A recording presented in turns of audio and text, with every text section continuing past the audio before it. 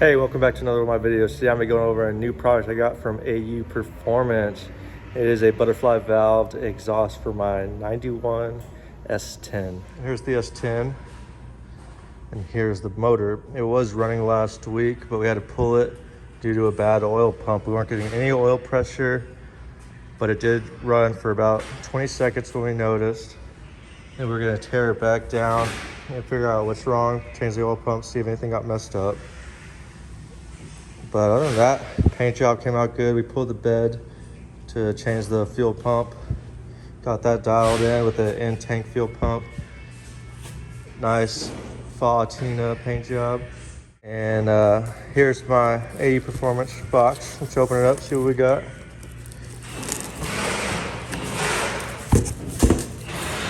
We got two of the same. Here's the part number, FMG 76R.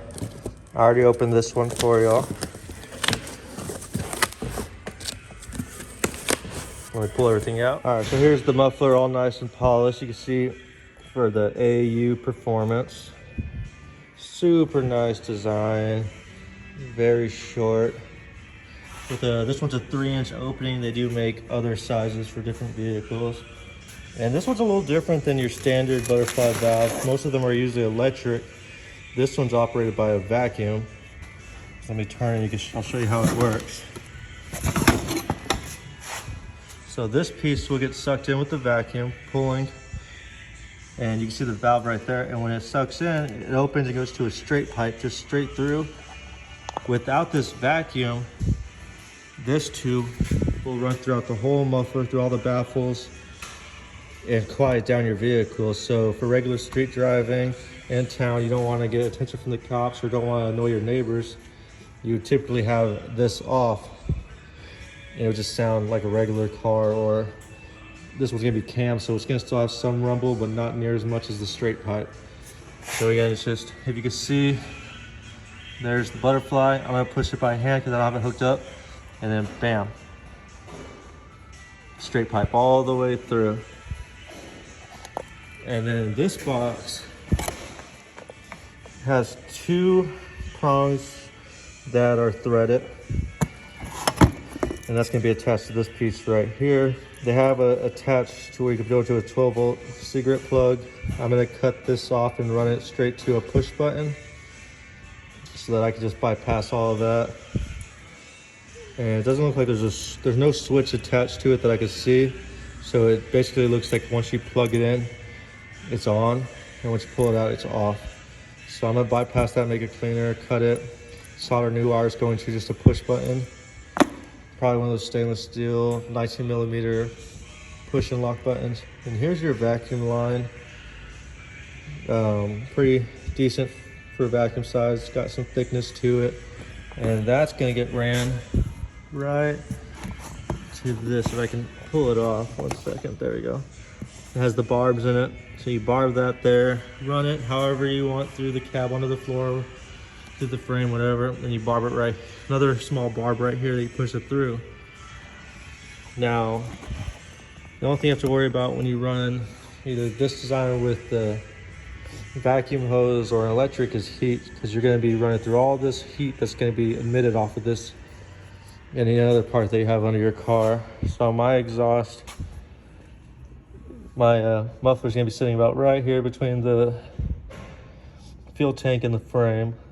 And I was going to run it up the cab into a switch once I get the dash installed. So what I'm going to go ahead and do is I bought this. It's almost like ducting tape, but this one's a little bit different. It has fiberglass high heat tape in it. You can kind of see the fiberglass.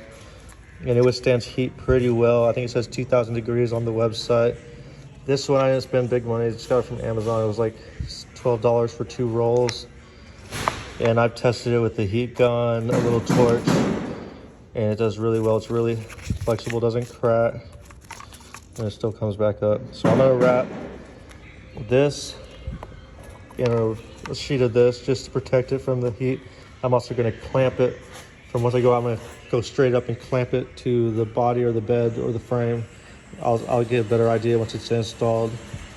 But you do not want this rubber hose coming up and just laying on your muffler, because it'll be fine for a few days maybe, but it will melt and you'll have a vacuum leak and have to go back under the bed and redo everything.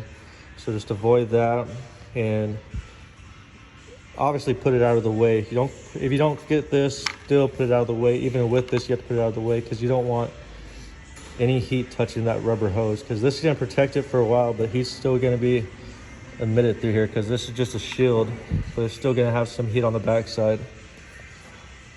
So this is what I use for all my wires inside the engine bay as well, just as a safe net.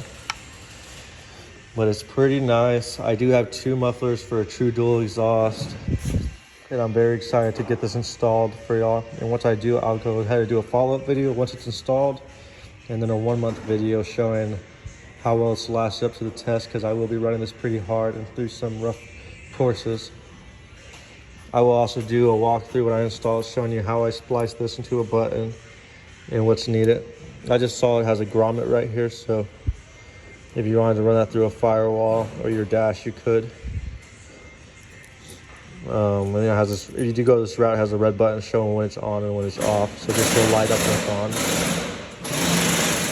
Yeah, the motor was installed and we had it fully ran. The exhaust would have been put on this week, which is a big bummer for me, because I've had this project going for almost a year now and it's came a long way. But I hope y'all are patient enough. Y'all can wait another week to a month once we get this fully dialed in. And I promise I'll have an update video. And again, this is AU Performance. They've been kind enough to help out with the build. And I will provide the product link and website in the description for y'all. If you have any problems or questions, please leave a comment and I will either reply or make another video with that link in the comments so you could watch and let me explain. So thanks for being patient, and thanks for watching my channel. It means a lot. Please like and subscribe. It helps the channel greatly. It helps me produce the great videos I come up with. Thank y'all.